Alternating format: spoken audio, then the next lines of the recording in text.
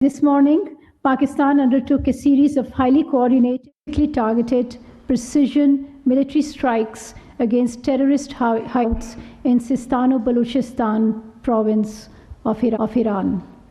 A number of terrorists were killed during the intelligence-based operation codenamed Marg-Par Sarmachar.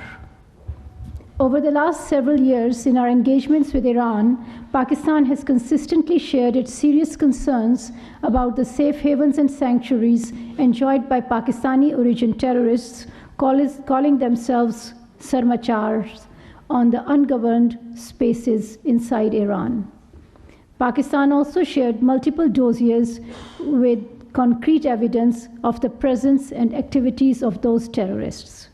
However, because of lack of action on our serious concerns, these so-called Sarmachars continue to operate against Pakistan with impunity.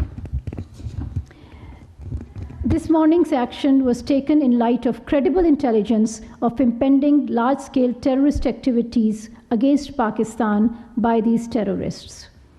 This action is a manifestation of Pakistan's unflinching resolve to protect and defend its national security against all threats. The successful execution of this highly complex operation is also a testimony to the professionalism of the armed forces of Pakistan.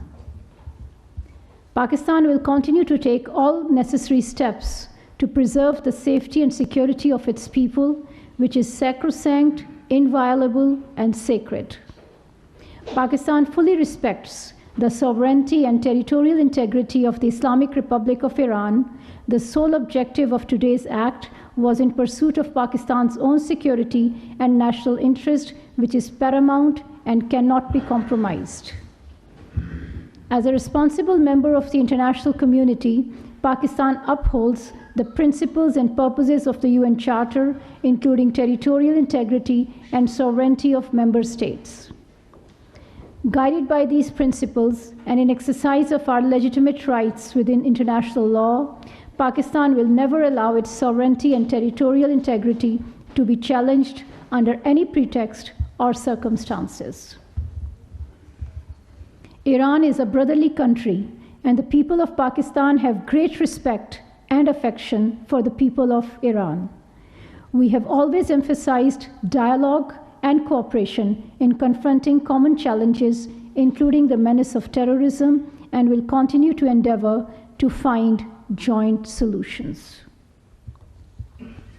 The Prime Minister of Pakistan, Anwarul Haq Kakar, who is currently in Davos to attend the 54th annual meeting of the World Economic Forum, has decided to cut short his visit in view of the ongoing developments. At the WEF, Prime Minister participated in the informal gathering of the World Economic Leaders and delivered keynote address at an event titled Trade Tech's $1 Trillion Promise, and held meetings with participating leaders on the sidelines. Foreign Minister Jalil Abbas Gilani is in Kampala, Uganda, to participate in the 19th Summit of the Heads of State and Government of the Non-Aligned Movement and the 3rd South Summit of the Group of 77 in China. His participation in these important summits is a reflection of the high priority Pakistan attaches to promoting cooperation among the Global South, including on issues related to sustainable development. The Foreign Minister has also cut short his visit in light of the recent developments. The 14th of January marks a painful milestone for the human conscience. It was the 100th day of Israel's war in Palestine, which has taken over 24,000 lives in Gaza, a toll that is escalating with each passing day. The staggering number includes almost 10,000 children and over 6,700 women. The indiscriminate violence by Israel has to end. Humanity must prevail.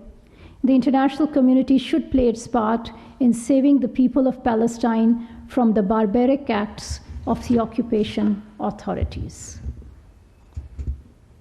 The month of January carries painful memories of 3 massacres committed by the Indian forces in Indian illegally occupied Jammu and Kashmir during the 1990s.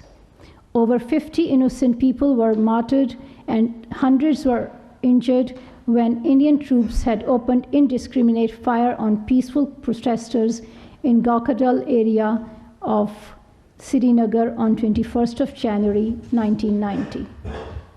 A few days later, on the 25th of January 1990, at least 21 unarmed Kashmiris were martyred by the Indian troops in North Kashmir's Handwara town. On 27th January 1994, a day after India's Republic Day, Indian troops massacred 27 civilians in Kupwara town.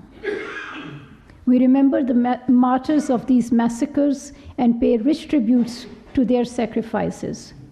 The perpetrators of these massacres should be held accountable.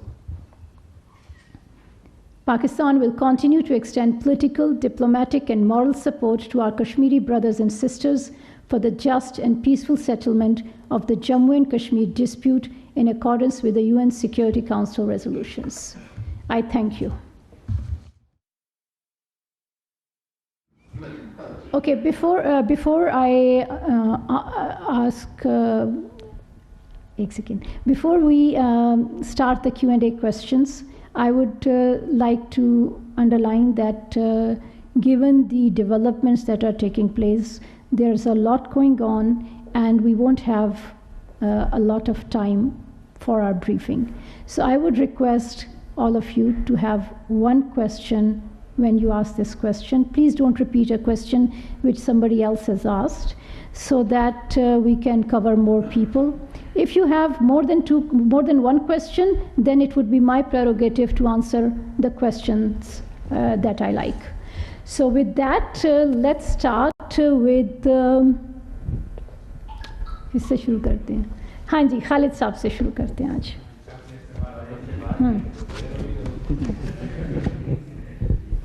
Madam, दोबारा से ईरानी forces जो हैं वो तैयारी कर रही हैं और इतलात यही हैं कि उन्होंने दोबारा से मिसाइल जो हैं वो रेडी की है. अगर वो इस तरह की दोबारा ये करते हैं, हरकत करते हैं, तो क्या पाकिस्तान उसका जो फ़ौरन वही जवाब देगा जो पहले आज दिया है? I would not like to indulge in speculation. Pakistan has said that we would like to have peaceful relations with all countries in the region, including with our neighbor Iran. And we have also said that Pakistan's security and sovereignty is sacrosanct, and Pakistan remains ready and is willing to protect itself. हाँ जी, एक सवाल. Thank you, ma'am. As there was an earlier statement made by you that Pakistan carried out strikes, would you like to share details of these strikes, whether it was through regular Pakistan Air Force or through drones or missiles, and what are the details of casualties? Thank you. It is my understanding that these details will be coming soon from ISPR, so I will not indulge in operational details. Ji Azad Sahab.